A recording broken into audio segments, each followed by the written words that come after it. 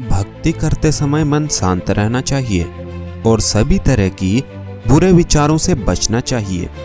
जो लोग इस बात का ध्यान रखते हैं उन्हें भगवान की कृपा मिलती है।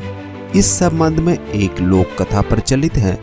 कथा के अनुसार पुराने समय में दो संत एक साथ रहते थे। दोनों की भक्ति का तरीका अलग अलग था। एक संत दिन भर तपस्या और मंत्र जाप करते रहते थे, जबकि दूसरे संत रोज सुबह शाम पहले भगवान का भोग लगाते थे और फिर खुद भोजन करते थे। एक दिन दोनों के बीच झगड़ा होने लगा कि बड़ा संत कौन है। इस दौरान वहां नारद मुनि पहुंच गए।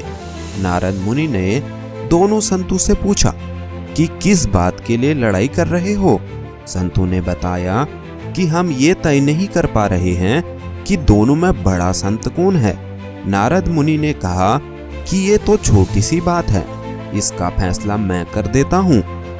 अगले दिन नारद मुनि ने मंदिर में दोनों संतों की जगह के पास हीरे की एक अंगूठी रख दी। पहले तप करने वाला संत वहां पहुंचा। उसने एक अंगूठी देखी और चुपचाप उसे अपने आसन के नीचे छिपाकर मंत्र जाप करने लगा। कुछ देर में दूसरा संत भगवान को भोग लगाने पहुंचा।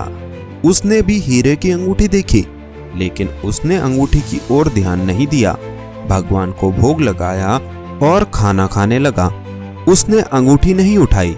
उसके मन में लालच नहीं जागा, क्योंकि उसे भरोसा था कि भगवान रोज उसके लिए खाने की व्यवस्था जरूर करेंगे। कुछ देर बाद वहां नारद मुनि जी आ गए। दोनों संतों ने पूछा कि अब आप बताइए कि हम दोनों में बड़ा संत कौन है।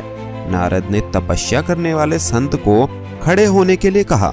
जैसे ही वह संत खड़ा हुआ तो उसके आसन के नीचे छिपी हुई अंगूठी दिख गई। नारद मुनि ने उससे कहा कि तुम दोनों में भोग लगाकर खाना खाने वाला संत बड़ा है। तपस्या करने वाले संत में चोरी करने की बुरी आदत है।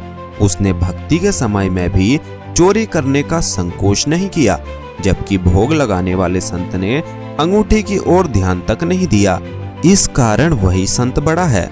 इस कथा से हमें यही सीख मिलती है कि भक्ति तभी सफल होती है जब भक्त के मन में बुरे विचार ना हो, भक्त बुरे काम ना करता हो। जिस भक्त के विचार पवित्र हैं और जो बुरे कामों से दूर रहता है, सिर्फ उसे ही भगवान की कृपा मिलती है। हमारी और भी इसी तरह की वीडियो देखने के लिए वीडियो को एक लाइक करके चैनल को सब्सक्राइब जरूर कर लीजिएगा।